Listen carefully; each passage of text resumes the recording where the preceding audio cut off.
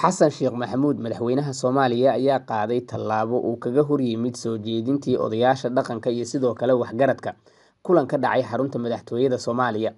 Kulankan wuxuu ahaa mid si weyn indhaha loogu hayay waxaana markaasi la filayay in dhinacyadu ay si weyn isula gorfayn karaan qorshaha soo jeedintii madaxweynayaashii dowladda Soomaaliya soo maray, waxaana dhammaantood ay ahaayeen kuwo si weyn uga wada hadlay arrimaha lagu gorfaynayay xaaladda jirta. Laakiin madaxweyne xasan sheekh maxamuud oo la filayay in uu noqon doono oday dhaqameed sidoo kalena uu qayb ka qaadan doono waxyaabaha jira ayaa si weyn uga hor yimid qorshaha iyo sidoo kale damaca odayaasha dhaqanka. Odayaasha dhaqanka oo madaxweynaha u soo jeediyay in uu aqbalo dib u heshiisiin qaran iyo sidoo kale in dhinacyada ay isugu yimaadaan miiska wada hadalka ayaa markaasi qodobo hordhigay, waxaana uu sheegay in aysan suurtagal ahayn dowladdu halka ay taagan tahay iyo sidoo kale waxyaabahaasba in laga tanaasulo. Madaxweyne xasan sheekh maxamuud si cad ayuu ugu adkaystay inaysan dhici doonin marnaba in dowladda federaalk ee Soomaaliya ay ka tanaasusho wax ka beddelkii lagu sameeyay dastuurka iyo sidoo kale hanaanka doorashooyinka qof iyo codka ee dowladdu ay hirgelinayso. Hadalkaasi wuxuu noqday mid aan u cuntamin odayaasha dhaqanka ee loo qoor dhiibtay, maadaama soo jeedin hore oo ay soo jeediyeen xasan sheekh maxamuud iyo sidoo kale maxamed cabdulaahi farmaajo iyo sheekh shariif sheekh axmed dhammaantood ay ku sheegeen inay doonayaan in la wada hadlo. Laakiin xasan sheekh maxamuud ayaa sheegay in labadaas mowduuc wixii ka baxsanaa laga wada hadlo.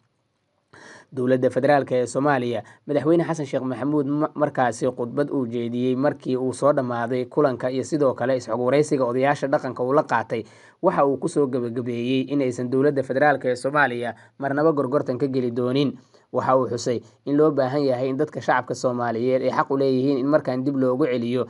markaasi xilligooda iyo sidoo kale doorashada, waxaana uu sheegay inay noqon doonto doorashada tooska ah mid si weyn arrimahaasi u falanqaysa. Laakiin waxaa muuqata in odayaasha dhaqanka ay ku hungoobeen doonistoodii ahaa in dhinacyada meel la isugu keeno si loo qaado markaasi wada hadal iyo sidoo kale qorshe ballaaran oo la xiriira dardargelinta iyo sidoo kale daadejinta arrimaha doorashooyinka iyo sidoo kale dastuurka. Labadaas qodob oo ahaa kuwii sida weyn la isugu hayay, mucaaradku waxa ay taagan yihiin in dib loogu laabto dastuurkii 2012, laakiin dowladdu waxay leedahay dastuurka cusub ayaa laha wax laga wada hadli doono. Waxaana la isweydiinayaa 15 May oo inaga xigaan maalmo qura waxa markaasi dowladda federaalk ee Soomaaliya iyo mucaaradka dhex mari doona iyo tallaabooyinka ay qaadi doonaan, xilli mucaaradka qaybahooda kala duwan maalinba maalinta ka dambeysa ay ka soo baxayso hadallo iyo sidoo kale waxyaabo badan. Laakiin kulankan gaarka ah ee madaxweyne xasan sheekh maxamuud oo la qaatay odayaasha dhaqanka wuxuu ahaa mid saacadihii lasoo dhaafay si weyn bulshada caasimaddu ay ugu dhagtaagayeen waxyaabaha ka soo bixi kara. Laakiin odayaasha dhaqanka inay ku hungoobeen arrintii ay u soo aadeen madaxweyne xasan sheekh maxamuud waxaa ka muuqanaysay in aysan dhammaantood markaasi odayaashii dhaqanka ee hadlay aysan muujin dadaalka iyo sidoo kale waxyaabaha ay damacsan yihiin. Mid kastoo iyaga ka mid ah odayaasha dhaqanku wuxuu aaminsanaa in ay qayb ka noqon karaan dadaalada iyo sidoo kale qorshaha ballaaran. Odayaasha dhaqanka oo isaga kala yimid bulshada Soomaaliya qaybaheeda kala duwan ayaa haatan u muuqanayay in qorshahooda uu noqon doono mid si weyn loo sii ballaariyo loona sii hagaajiyo. Laakiin haatan dhinacyadu waxa ay si weyn isugu diideen xaaladaha taagan. Si kasta ha noqotee, madaxweyne xasan sheekh maxamuud marnaba kama gorgortamin labadii qodob ee sida weyn la isugu hayay waa arrimaha dastuurka, wax ka beddelka lagu sameeyay iyo sidoo kale arrimaha doorashooyinka iyo hanaanka loo marayo. Waxyaabahaasi oo dhan waxa ay keeneen in odayaasha dhaqanka candhuuftooda ay dib u laqaan, halkaasna ay kusoo gabagabowdo doonistii iyo damicii ahaa in dhinacyadu ay abuuraan heshiis wada hadal iyo sidoo kale madal la isugu yimaado.